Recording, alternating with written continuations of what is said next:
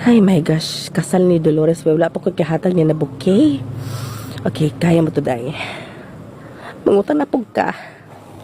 Ayo. Isabella. Isabella.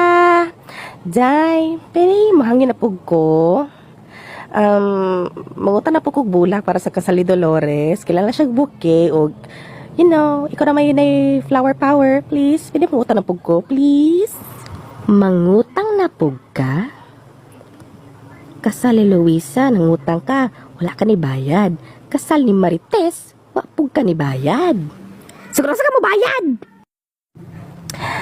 Zay, I feel like you're overreacting. Wapa mo ka kuha sa mong sweldo, so pwede karon lang. Ay, ako pa ni mom, gawas na lang ka.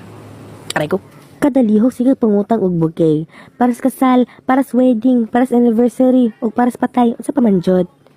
Ako pa nimo, bayra tanan kung gusto ka dili ka makita sa tulpo.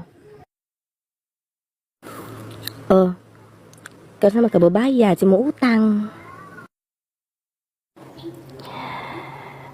Kuan.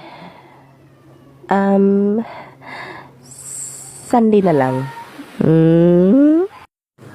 Wala magkana ka bayad sa utang nako. Che. Okay, o sige bayaw tanang utang nimo. Kung di pa unta ka feeling gwapa na sige pagwapa kada adlaw sing update sa Facebook ug Instagram nimo. Okay. Nanog regla kang bayhana ka na ako'y whisper, tagantang whisper. Ay natin nimo tanan.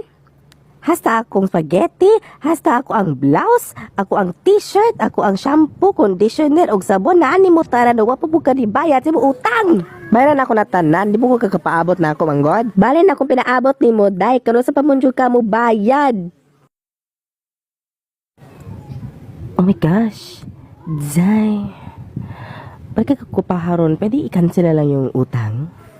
Balakas kinabuhi ni mo, day, kaya-report ka sa tulpo. Sige, ba ka mabayad sa mo utang?